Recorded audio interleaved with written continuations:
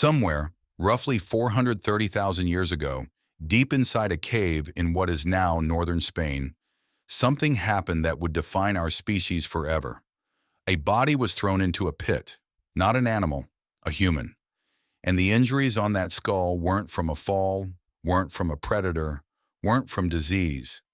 They were made by another human, deliberately, repeatedly, with a weapon held in someone's hand. We know this because scientists found the bones in 2015, analyzed the fractures, and concluded what any detective would conclude today. This was murder. But here's what's strange. This discovery didn't shock anthropologists because it was dark. It shocked them because of what it revealed about us. Violence didn't begin with civilization. It didn't begin with war, or money, or religion, or politics. It was here before all of that. And understanding why changes everything we think we know about human nature. Let's start with the cave, because the cave itself is remarkable. It's called Cima de los Huesos, which translates from Spanish as the pit of bones. It sits at the bottom of a 43-foot vertical shaft inside the Atapuerca cave system in northern Spain. To reach it, you have to squeeze through tunnels so narrow that modern researchers have to remove their equipment to fit through. At the bottom of that shaft, archaeologists found something extraordinary.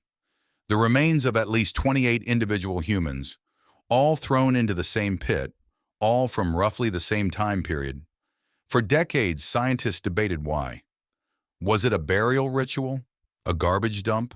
A natural trap where people fell accidentally? Then they found skull number 17. It belonged to a young adult, likely in their late teens or early 20s. And on the front of that skull were two distinct fractures, both made by the same weapon, both aimed at the same spot, both delivered with significant force.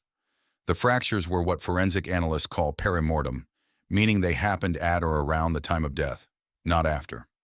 The bone hadn't healed, the blows were lethal, and the pattern was unmistakable. One blow could be an accident. Two blows to the same spot from the same weapon is not an accident.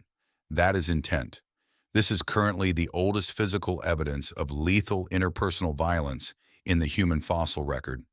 430,000 years ago, one human being decided to kill another. But why? That question is harder than it sounds because murder, as we understand it today, is not a simple thing. It requires several things that we assume are uniquely human. It requires the ability to feel something strongly enough to act on it: anger, jealousy, fear, hatred. It requires planning, or at least a moment of decision.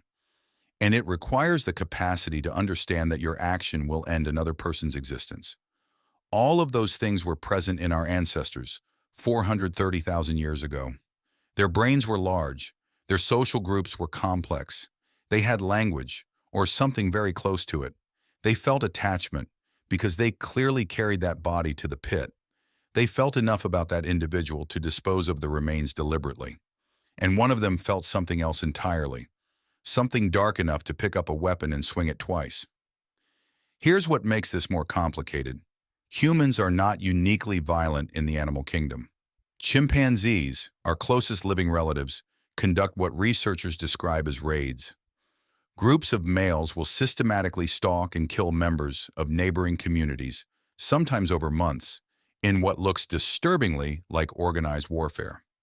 A 2016 study published in Nature analyzed violence across 1,024 mammal species and found that humans fall almost exactly where you'd expect, given our evolutionary lineage. We are about 6 times more lethal to each other than the average mammal, but that number is nearly identical to other social primates. Violence between members of the same species is not a human invention. It is a primate inheritance. What is human, what makes us different, is everything we built around it. Because here's the part of the story that gets lost when we focus only on the skull fractures. Those 28 bodies in the pit of bones were not abandoned where they fell. They were carried there. The shaft is not visible from the cave entrance. Reaching it required deliberate navigation through narrow passages in complete darkness. Someone, or more likely a group of people, carried those bodies through the dark, one by one, and dropped them into a pit that nobody could see the bottom of. That is not animal behavior. That is ritual. That is meaning. Researchers believe the pit of bones may be the oldest known intentional burial site on Earth, predating the previously accepted evidence by hundreds of thousands of years.